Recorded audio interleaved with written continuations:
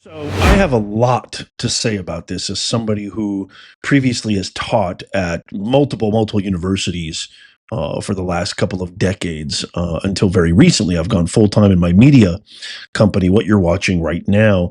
I even taught at a small private university in Southern California that gave a very similar, stark resemblance to Harvard University, not only in ideology and philosophy and execution, but also in just even the very architecture, the buildings, and the orchestration of the campus grounds. So, I mean, this really hits home to me. And I thought I would just tell you a little bit of a story.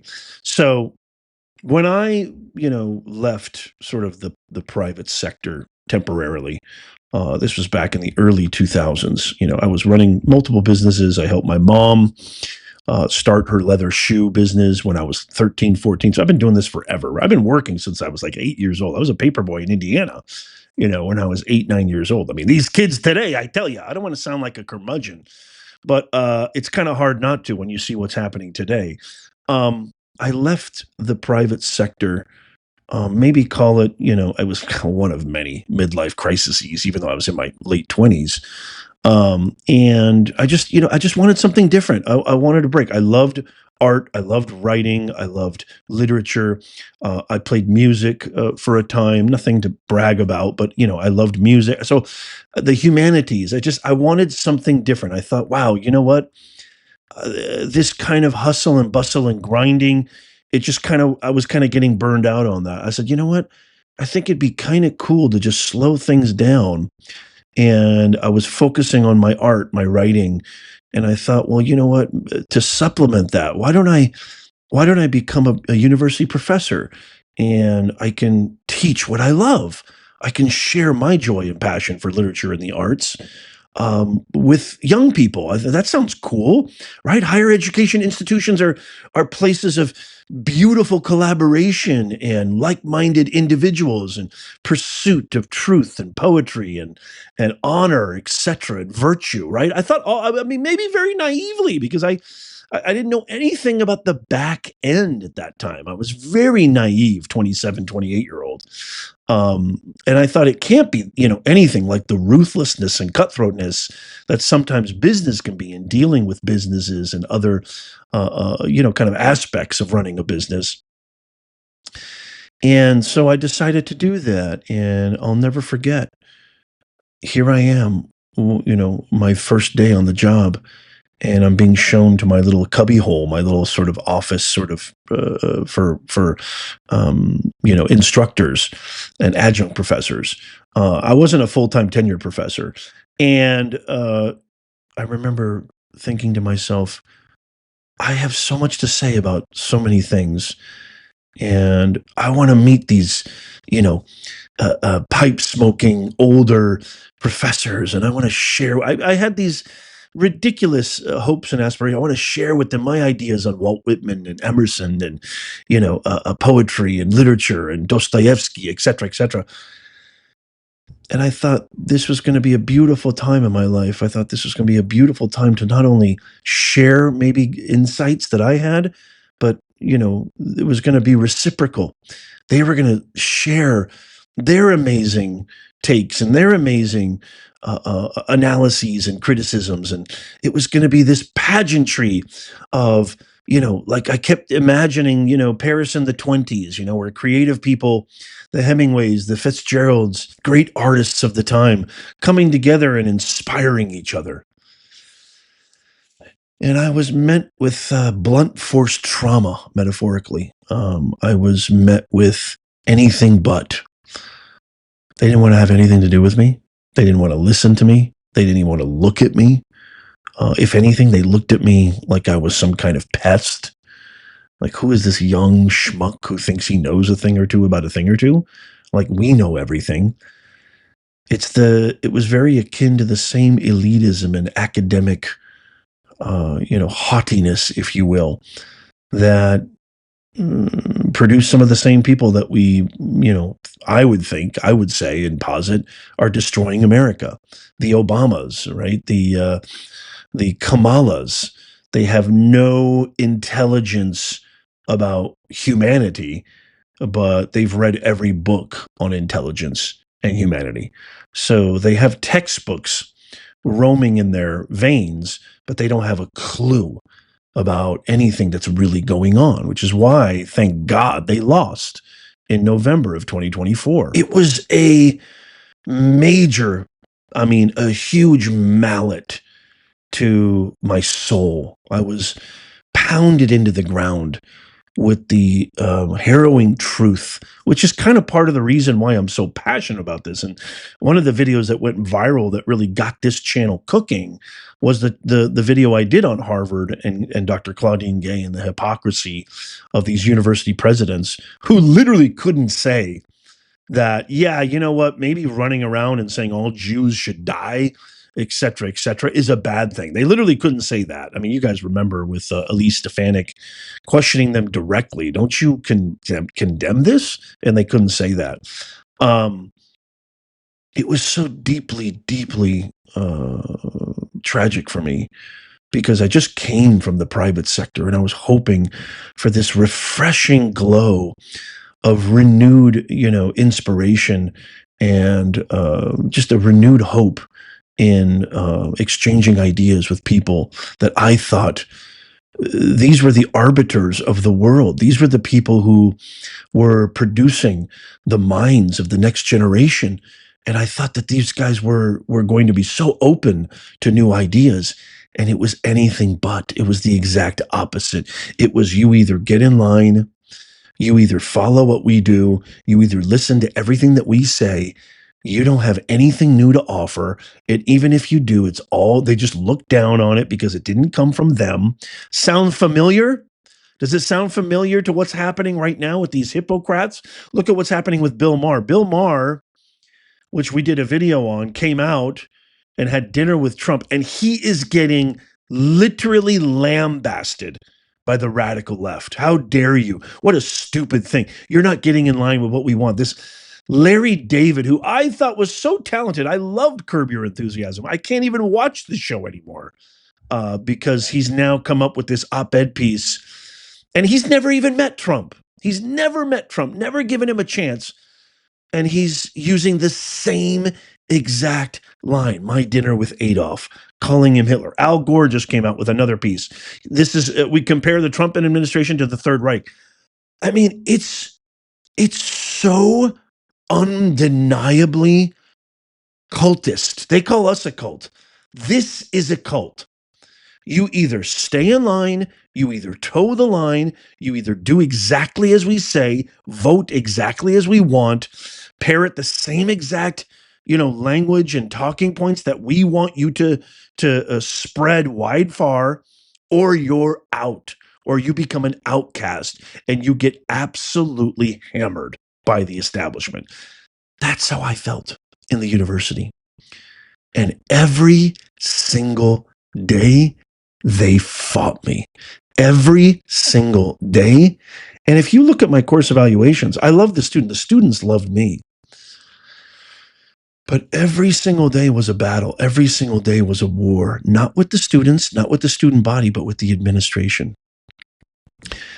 Education, higher education, more notably, is meant to not teach people what to think, but to teach people how to think. That was how I was raised. That's what I think is emblematic of the very spawning of our beautiful, glorious nation. That is what our founding fathers embedded in the fabric of our country. And that has been the philosophy, that has been the idea behind freedom, civil liberties, the pursuit of happiness, and these inalienable rights that everybody is endowed with by their creator. It's not about, you need to think like me. It's about, hey, I'm going to posit something. Tell me what you think about it and why. Examine why you think about these things, which is why my favorite class to teach was Aristotle's Principles of Rhetoric, ethos, pathos, logos, audience, purpose, message. Because Aristotle's Principles of Rhetoric was about dissecting a message, dissecting thought, to its very root, figuring out who was saying it, why they were saying it, what they were trying to get across, and why. Not you should think like them, but crafting a beautiful tool set for yourself so you can look at anything in the world as you approach this world, which tries to constantly throw the wool over your eyes and say, this person is saying that the Trump administration, for example, is the Third Reich. Who is the author? What is their purpose? And what kind of rhetorical devices are they using in their message? The more that you're able to extract the reasoning and the critical discernment behind that, the less you will ever be fooled. That was my favorite class. And the students responded passionately. I had the best course evaluations I'm not just saying this. You can look, if you really want to do your due diligence, you can look. It's all there. And you know what they did? Instead of rewarding me, they interrogated me. They criticized me. Well, you must be too easy on them. Well, there must be something going on, something fishy. And eventually, not all, but some of them, they said, we don't want you here anymore. And I was happy to leave. My wife wasn't, because we were dealing with a lot at that time and I needed the income, but I was happy to leave. And as God always does, God always takes care. God always makes sure that you're in the right position, the right place at the right time. And here I am talking to you. So Harvard wants to sue Trump because they feel entitled to $9 billion a year of our taxpayer dollars to continue to indoctrinate our youth and create communists and create Hamas supporting terrorists and the like. I am here to tell you, I am here to vouch that everything that Trump is doing, holding these universities to account, everything Trump is saying that these universities are doing, as somebody who ate, slept, and breathed there and worked amongst them, I'm telling you, everything Trump is saying about them is 1 billion% accurate. I can't tell you how many diversity, equity. We're having a diversity, equity, inclusion retreat. Mandatory training, DEI. How many students do you have in your class that are of this background? Are you asking students this question? Are you making sure that it's just I got 50 emails a day on DEI when I worked there. And this was years ago. So this is nothing new. It's just finally they're being held to account. One last story. A student of color, and nobody will tell you this, and any adjunct professor, any professor who has balls will tell you this. The students have all the power now. Back in my day, you respected the professor. Back in my day, you actually listened to the professor, listened to their idea. There may have been some things that disagreed with you, but the good ones always encouraged that kind of debate and that sort of critical assessment of any ideology that was being spouted in the classroom. Nowadays, if a student doesn't like their grade, if a student doesn't like a lesson plan or an assignment, if a student doesn't want to listen to you, they have all the power. It's like they're not students anymore. They're customers. I had a student of color complain to the administration. I'll never forget this. This is about 15 years ago. And she didn't like the fact that I asked her that, hey, can I see your assignment? And it was some really simple assignment. And we were doing drafts, and we were doing a workshop on working on these drafts. And I said, can I see your assignment? And she was like, no, you can't. And I was like, what do you mean, no, I can't? And she's like, no, I'm not going to show it to you. And I said, but don't you want, I was trying to be polite. And in the beginning, I was trying to be polite, but you know, I'm here to help you. Don't you want to get a good grade on this? I will give you some pointers. It's okay that it's bad. It's supposed to be bad. It's a rough draft if you're worried about that. She just flat out refused because she showed me zero respect. And so I gave her a 0 on that portion of the assignment, which we were workshopping. And she complained. And the dean, the chair, and the vice president all met with me. And they said, you need to give her a good grade. You need to change everything that you did. And you need to give her an apology, or else you're going to lose your job. This really happened, y'all. And me having a new baby, a new kid, newly married, I had no leverage. And so they defaced me. They didn't support me. They completely ruined my credibility with the class and the student. And I had to go, because I had a family to feed at that time, I had to go grovel back and actually apologize to this female student. If it was a white male student, it probably would have been 100% different. So I'm not here. It wasn't the student's fault. It has nothing to do with race. It has to do with these sick-minded individuals, these administrators, these gatekeepers, who are the exact same at Harvard University. That's what it has to do with. And so when I get asked today, would you recommend students going to college? They're not colleges. They're not higher ed learning institution. They are straight up, unequivocally, no bones about it, indoctrination camps, period. They are producing individuals with a very specific political leaning, with a very specific ideological leaning, with a very specific philosophy.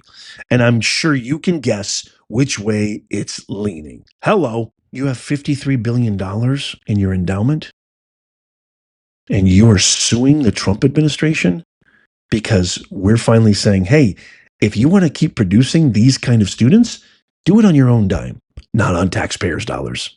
Thank God for President Trump for fighting for us. I know this is kind of a long rant here, and if you've been waiting this far, God bless you, but I felt this was really important to say. This is a preposterous lawsuit. Harvard has completely obliterated their ethos and their credibility. This is the same university that our forefather, John Adams, attended, one of the oldest universities in the history of man. John Quincy Adams, my favorite president of all time besides Trump, Theodore Teddy Roosevelt. FDR went to Harvard, amongst many, many others. This is not the Harvard of old. I don't even know what this university stands for anymore. It seems that they want to defy the will of the American people. It seems that they're anti-American, anti-capitalistic. It seems very clearly that they are of the philosophy and ideology that stands for everything that America stands for, everything that America does not stand for. And it's a sham, complete farce of a lawsuit.